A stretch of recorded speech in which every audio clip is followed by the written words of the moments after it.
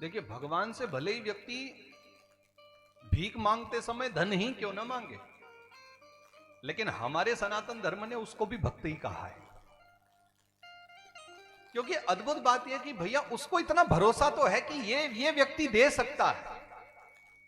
कोई कहता है अगर कि भैया भगवान से मांगते रहते हैं, और कोई क्या कहता है, मैं खुद कहता रहता है ना। इस बात की फिर आप कहोगे तो कि आप ही ने कहा था, इसलिए मैं खुद स्वीकार करता हूं कि हाँ, ये बात तो हमने भी कहा था कि हम भगवान के सामने बहुत मांगा करते हैं। लेकिन हमारे सनातन धर्म ने धन मांगने वाले को भी कहा तो भगवान ही है, उसको भक्त ही कहा है भगवान के सम्मुख। चाहे वो घर बार मांगे, व्यापार मांगे, दुनियादारी मांगे, क्योंकि हमारा धर्म ये कहता है, हमारे साधु संत ये कहते हैं कि भैया इसकी भावना इतनी सुदृढ़ तो है, इसको भगवान पर एक इतना बड़ा विश्वास तो है, ये मानता तो है कि भैया संसार में जो कोई नहीं दे सकता वो मेरे परमात्मा दे सकते हैं। और इतनी दिव्य श्रद्धा के साथ अगर कोई जा रहा है, वो भक्त ही हो सकता, भले ही वो सांसारिक वस्तु को मांगे। इसलिए हमारे यहां 4 प्रकार के भक्तों की श्रेणी बना दी गई है: आर्त, जिज्ञासु, अर्थार्थी और ज्ञानी। कि जो दुनियादारी के विषय में ही भगवान से सदा मांगता रहे, उसको अर्थार्थी कहा जाता है। लेकिन है वो भक्त जो अर्थ की कामना करे, अर्थ यानी धन। जो व्यापार की कामना करे, धन की कामना करे, वो भी तो भक्त ही है, इसलिए उसे अर्थार्थी कहा गया। हाँ, लेकिन जो भगवान के लिए दुखी हो, भगवान को पाने के लिए बहुत आतुर हो, ऐसे भक्त को आर्त कहा गया है। और तीसरा है जिज्ञासु, जो भगवान के विषय में जानने का उत्सुक हो। और चौथा जो भक्त है उसको आर्त, जिज्ञासु, अर्थार्थी और ज्ञानी। चौथा भक्त ज्ञानी है। अब इसमें थोड़ा थोड़ा विचार कर लेना अपने हिसाब से कि हम कौन कौन सी क्वालिटी लेकर के बैठे हैं और किस किस कैटेगरी में हम आ सकते हैं। अच्छा, अर्थार्थी में आना तो पक्का है, डेफिनेटली उसमें हमें कोई रोक नहीं सकता आने से। मांगे ना भगवान के सम्मुख, ये थोड़ा असंभव सा है, इसलिए अर्थार्थी तो हम हैं। लेकिन आर्त है कि नहीं?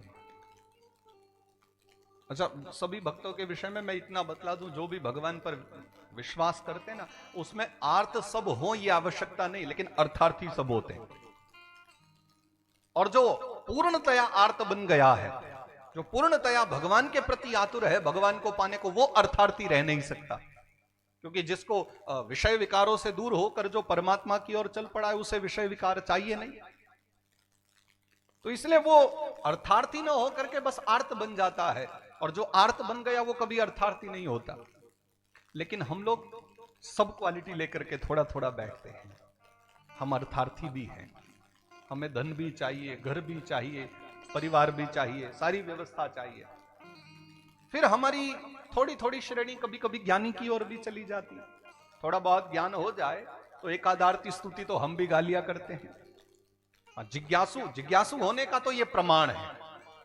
कोई पूछे कि आप में से अगर कोई विचार करे कि महाराज जी हमें भी बताओ हम जिज्ञासु हैं कि नहीं, तो मैं तो एक ही बात कह दूं, घर बार त्याग करके तुम यहां चले आए हो, प्रांगण में भागवत कथा सुन रहे हो, ये सबसे बड़ा प्रमाण है। जिज्ञासु तो हो, ये जिज्ञासु होने का एक प्रमाण है। जिज्ञासु मतलब परमात्मा को और जानने की इच्छा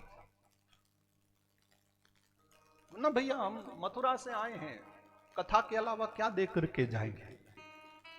गिरिराज जी से चल करके आए हैं, तो आपको क्या दे करके जाएंगे? जाते जाते इतना और सिखा जाएंगे कि गिरिराज जी की परिक्रमा करने आ जाना, और भारी काम दे करके जाएंगे। इतना ही कर सकते हैं।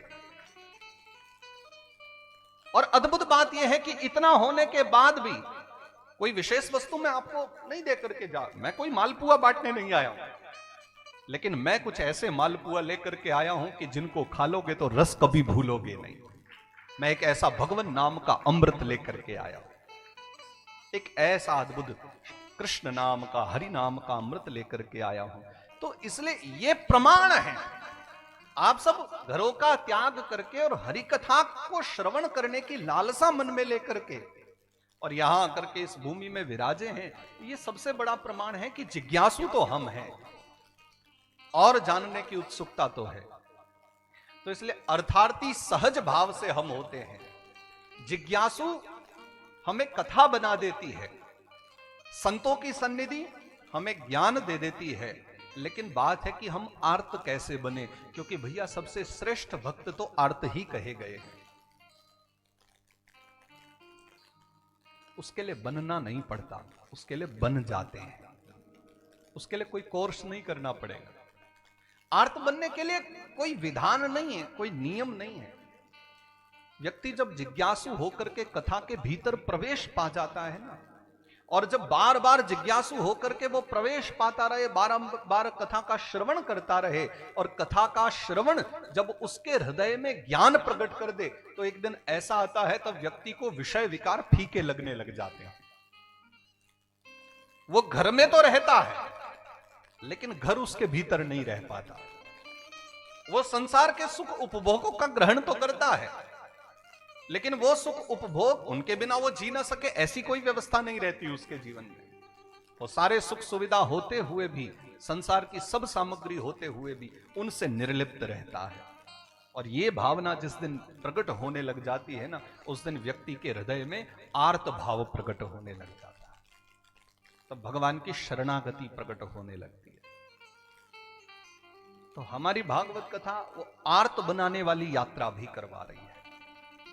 आर्त बनने की जो यात्रा है वो भी भागवत के द्वारा है। जिज्ञासु बनने की यात्रा भी इस कथा के द्वारा है।